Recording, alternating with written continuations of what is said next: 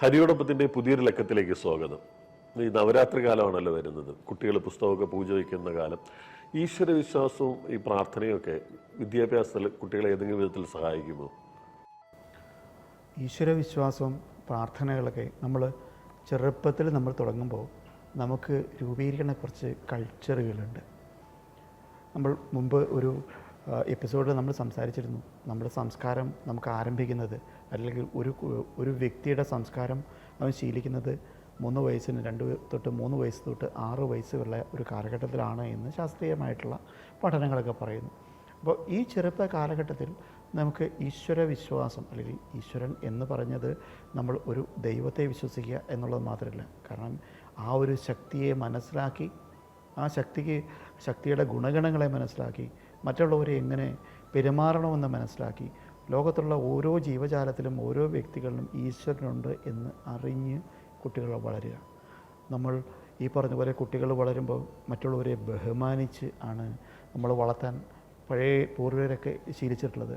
കാരണവന്മാരെ തൊട്ട് തലയിൽ വെച്ച് ഗുരുക്കന്മാരെ ബഹുമാനിച്ച് അവരെ പ്രാർത്ഥിച്ച്, അല്ലെങ്കിൽ നമ്മളിൽ കൂടുതൽ നോളജ് ഉണ്ട് ഈ ലോകത്തുള്ള എല്ലാവർക്കും, അതുകൊണ്ട് അവരെല്ലാവരും നമ്മുടെ ഗുരുക്കന്മാരാണ് എന്നറിഞ്ഞ് മുമ്പോട്ട് പോവുക. അതിന് കുറേയേറെ വ്യവസ്ഥകളും ചിട്ടകളും എല്ലാം അന്ന് ക്രമീകരിച്ചിട്ടുണ്ടായിരുന്നു. ഇന്നൊരു പക്ഷേ ഹൈന്ദവ രീതികളിൽ ഒഴിച്ച് മറ്റ് മതസ്ഥർ ഒരുപക്ഷെ ഈ പറഞ്ഞ പോലെ ചെറുപ്പത്തിൽ തന്നെ അവരെ വിശ്വാസാധിഷ്ഠിതമായിട്ടുള്ള പഠനങ്ങൾ വളരെയധികം നടത്തി മുമ്പോട്ട് പോകുന്നുണ്ട്. ഹൈന്ദവ രീതികളിൽ ഒരുപക്ഷെ ഇന്ന് വളരെയധികം കുറഞ്ഞിട്ടുണ്ട് എന്ന് പറയാതിരിക്കാൻ കഴിയില്ല. കാരണം ഹൈന്ദവ രീതിയിലുള്ള പഠനങ്ങൾ പലപ്പോഴും കുടുംബത്തിൽ നിന്നും തന്നെയാണ് അധികവും പഴയ കാലത്ത് ആരംഭിക്കാറുള്ളത്. ഈ കുട്ടികൾ പഠിക്കുന്ന ഓരോ പഴയ കാലത്തെ വേദങ്ങളാണ് പഠിക്കുക. വേദങ്ങൾ പഠിക്കുമ്പോൾ ജീവിതം മുഴുവൻ അല്ലെങ്കിൽ ഈ പ്രപഞ്ചത്തിലെ എല്ലാ തരത്തിലുള്ള കാര്യങ്ങളും ആ വേദങ്ങളിൽ ഉണ്ടായിരുന്നു.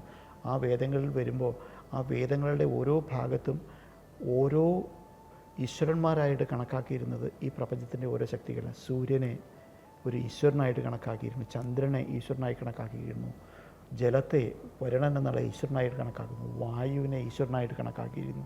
അപ്പോൾ ഈ ലോകത്ത് കാണുന്നതിനെയെല്ലാം ഈശ്വരനാണ് എന്ന് നമ്മുടെ കുട്ടികളെ പഠിപ്പിക്കുമ്പോൾ ഓരോന്നിനെയും എടുക്കുമ്പോഴും എന്തുമാത്രം ബഹുമാനത്തോടെയാണ് അവർ കണക്കാക്കിയിരുന്നത്.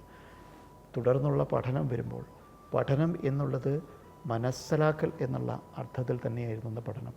എല്ലാം ഈശ്വരനാണെന്ന് നമ്മൾ മനസ്സിലാക്കാൻ ശ്രമിക്കുമ്പോൾ ആ കുട്ടികൾക്കുള്ള വ്യത്യാസം എത്രയായിരുന്നു.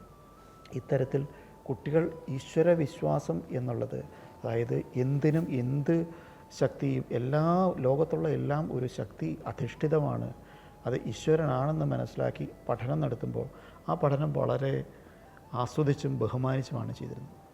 ഇതിൽ നിന്ന് നമുക്ക് നവരാത്രി കാലഘട്ടത്തിലേക്കൊക്കെ നമ്മൾ പോവാം. നമ്മൾ ഈ പറഞ്ഞ പോലെ വിദ്യാഭ്യാസത്തിന് അല്ലെങ്കിൽ പഠനം നടത്തുന്നവർക്ക് ഏറ്റവും പ്രാധാന്യമുള്ള ഒരു കാലഘട്ടം അല്ലെങ്കിൽ ഒരു ഉത്സവമായിട്ടൊക്കെ മലയാളികൾ ഒരുപക്ഷെ കണക്കാക്കുന്ന ഒരു സമയം നവരാത്രിയാണ്. നമ്മൾ നവരാത്രി ഉത്സവം ആഘോഷിക്കുന്ന ഒരു കാലഘട്ടം ഉടനെ വരികയാണ്.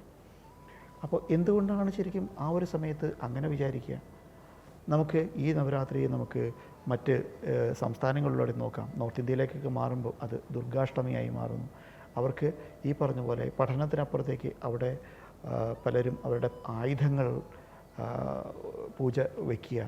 കാരണം ഈ ഒരു 9 ദിവസം, 5 വർഷത്തിലെ ഒരു 9 ദിവസം നമ്മുടെ കർമ്മത്തെ അല്ലെങ്കിൽ കൂടുതൽ പരിപോഷിപ്പിക്കാൻ വേണ്ടിയുള്ള ഒരു മാനസികമായിട്ട് അതിനെ പ്രിപ്പയർ ചെയ്യാനുള്ള ഒരു സമയമായിട്ടാണ് ഒരുപക്ഷെ പൂർവ്വകാലത്ത് കണക്കാക്കിയിരുന്നു വയ്ക്കാം. വിദ്യ അഭ്യസിക്കുന്നവർ ആ വിദ്യ ഈ പറഞ്ഞ ഇന്നലെ വരെയുള്ളതിനെ കൂടുതൽ പോളിഷ് ചെയ്ത് ആസ്വദിച്ച് ആ ഒരു വിഷയത്തെ കൂടുതൽ ക്രോഡീകരിക്കുക, നാളെ എങ്ങനെയാണ് മനസ്സിലാക്കേണ്ടത് എന്നുള്ളതിനെപ്പറ്റി മനസ്സിലാക്കുക. അങ്ങനെ വിദ്യ ചെയ്യേണ്ടവർ 9 ദിവസം കൊണ്ട് മനസ്സിനെ പാകപ്പെടുത്തുക. വ്യവസായം നടത്തുന്നവർ, കൃഷി നടത്തുന്നവർ, അവർ ഈ പറഞ്ഞ അതുവരെ ഈ ഒരു വർഷം നമ്മൾ ചെയ്ത കാര്യങ്ങളെ അല്ലെങ്കിൽ അതിന് നമ്മളെ സഹായിച്ച ആയുധത്തെ എല്ലാം വീണ്ടും മൂർച്ച കൂട്ടി അല്ലെങ്കിൽ ക്രമീകരിച്ച് അതിനെ ഭക്തിയോടെ സ്മരിച്ച് അടുത്ത ഒരു വർഷത്തേക്ക് വേണ്ടി മുമ്പോട്ട് പോവുക.